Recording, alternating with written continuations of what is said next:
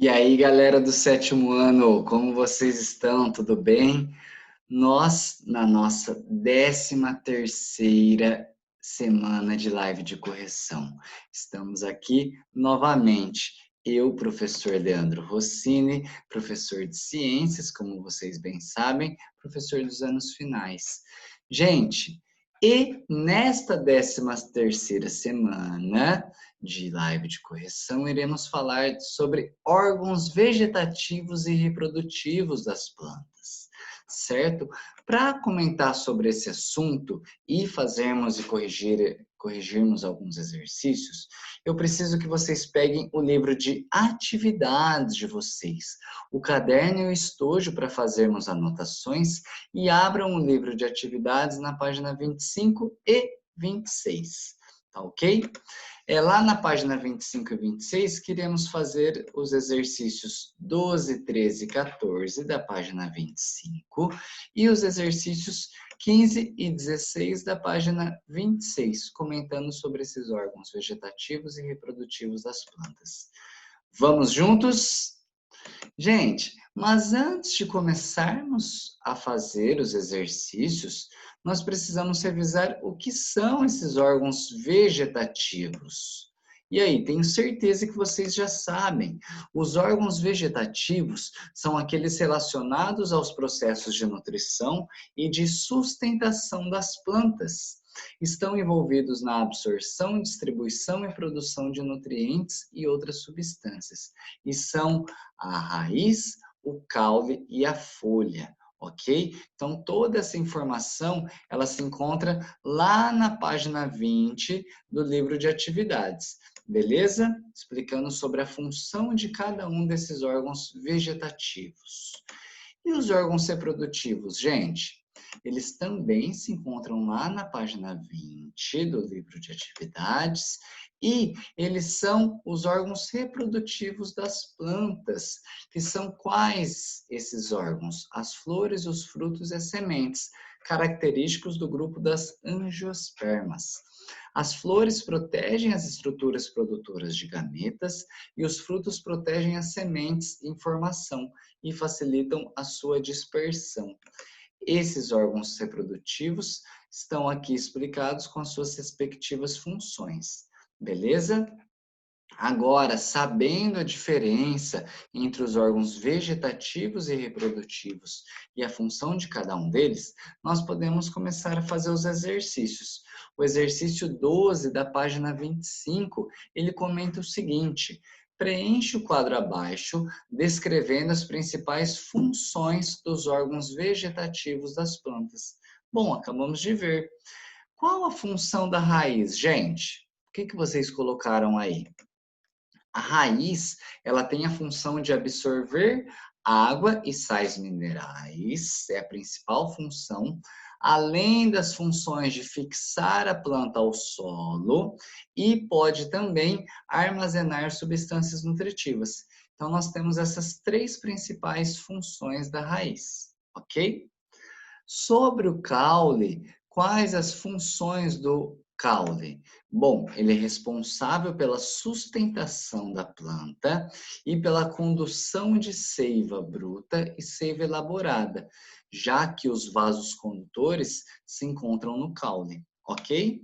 Ela também tem a função de armazenar substâncias nutritivas, porém a principal função é de sustentação e condução de seiva, ok? Fácil, tranquilo? Colocaram aí na apostila de vocês.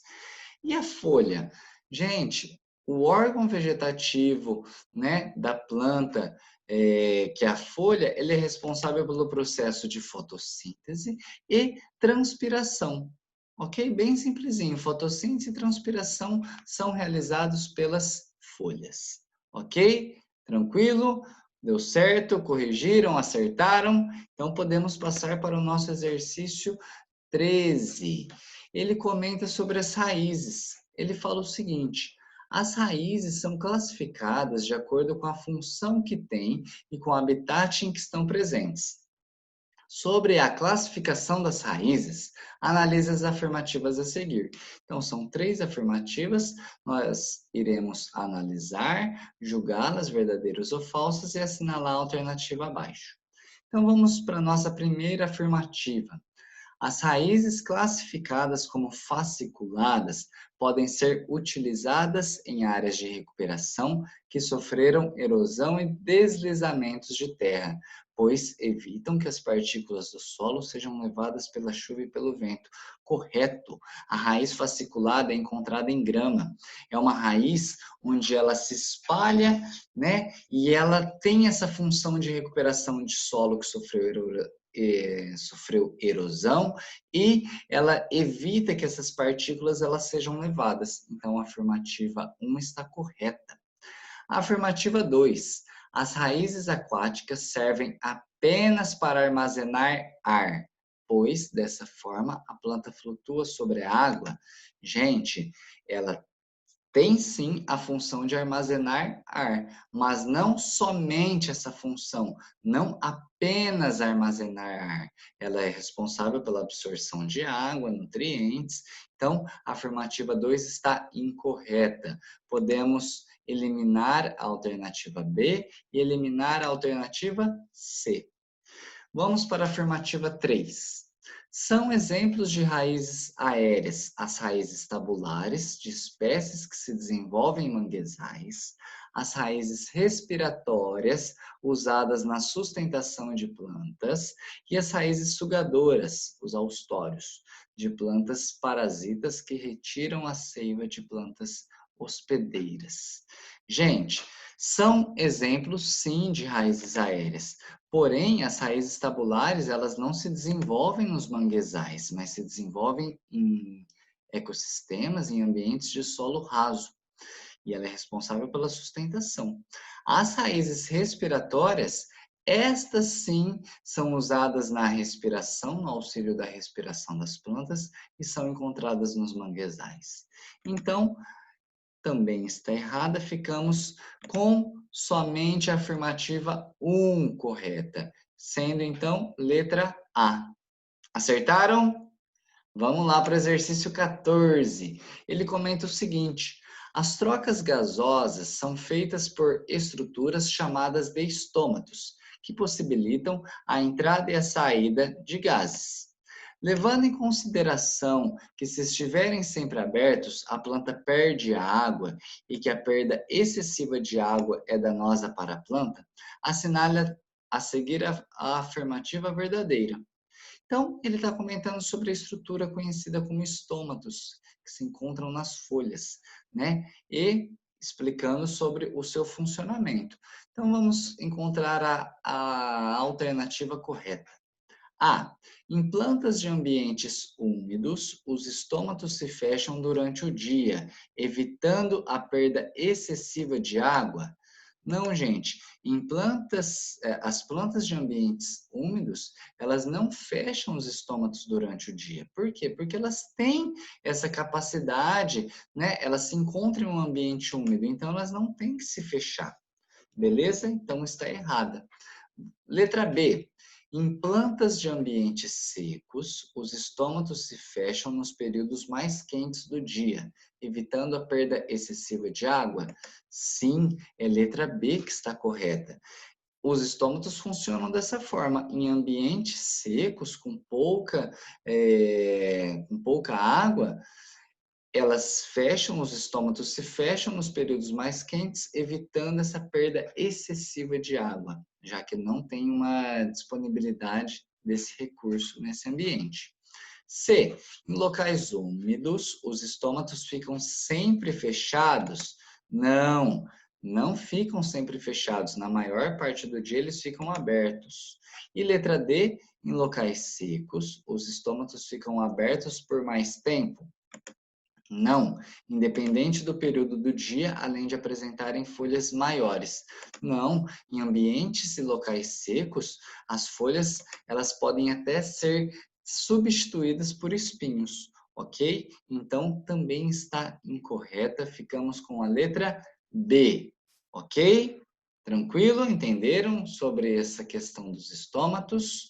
Vamos para o exercício 15, então.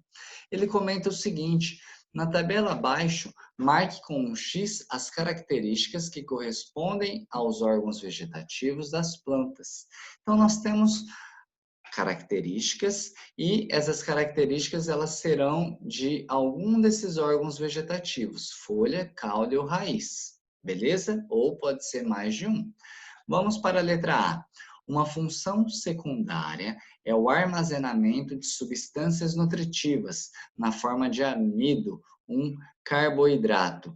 Essa característica está presente nos órgãos vegetativos de caule e raiz, esse armazenamento de substâncias nutritivas. Beleza? Letra B. Nela estão a maior parte dos estômatos, estruturas responsáveis pelas trocas gasosas. Aonde que se encontram os estômatos? Nas folhas. Beleza? C. Os chamados de suculentos são capazes de armazenar água em plantas de regiões secas. Então, esses caules suculentos, eles têm a função de armazenamento de água em plantas de regiões secas. Beleza? Essa característica está falando do órgão vegetativo caule. Letra D. Suas células apresentam grande quantidade de clorofila, pigmento verde, cuja função é captar a energia luminosa para a realização da fotossíntese. E aí, gente, estamos falando de qual órgão vegetativo? Sim, das folhas. E letra E. Podem ser modificados em brácteas, que são coloridas, protegem as flores e atraem polinizadores. Essa característica também é da nossa folha, certo? As folhas, ela tem essa adaptação em algumas plantas de transformarem em brácteas, que são coloridas. Então, a planta conhecida como primavera, ela possui essas brácteas, essas folhas modificadas como uma forma de proteção das flores e atrair os polinizadores. Tá ok? Então, nós ficamos com a nossa tabela dessa seguinte forma. Beleza? Acertaram? Vamos então para o nosso último exercício, o exercício 16, lá na página 26. Preencha o quadro abaixo com as principais funções dos órgãos reprodutivos das plantas. Então, agora estamos falando dos órgãos reprodutivos. A flor. Qual as funções da flor, gente? Bom, elas contêm as estruturas produtoras de gametas e as mantêm protegidas essas estruturas produtoras de gametas, além de atraírem polinizadores pela sua cor, pelo seu cheiro, certo? Então essas são as funções da flor. Por conter essa estrutura produtora de gameta e responsável pela proteção e atrair os polinizadores. O fruto, qual a função dos frutos? Bom, a função dos frutos é proteger as sementes e facilitar a dispersão dessas sementes, ok? Então, protegem a semente que contém o embrião e facilitam a dispersão, já que os frutos podem ser levados para outros locais. Correto? Tranquilo? Colocaram isso? E, por fim, a semente. Qual a função da semente? Como eu comentei ali, né? Elas são estruturas responsáveis por abrigar o embrião. Então, ela protege o embrião da planta até que as condições para germinação sejam favoráveis. Então, é essa. A função da semente é proteção do embrião, a função do fruto é proteção da semente e facilitar a sua dispersão, e a função da flor é conter as estruturas que produzem gametas e funcionar como uma forma de atração de polinizadores. Tranquilo? Explicadinho? Entenderam? Colocaram aí? Então tá bom. Gente, por hoje é só. Aqui nós finalizamos a nossa 13ª semana de live. Agradeço pela presença de vocês. Espero que tenham entendido, que tenham acertado muitas questões. Uma ótima semana, bons estudos e até semana que vem. Valeu, tchau, tchau, hein?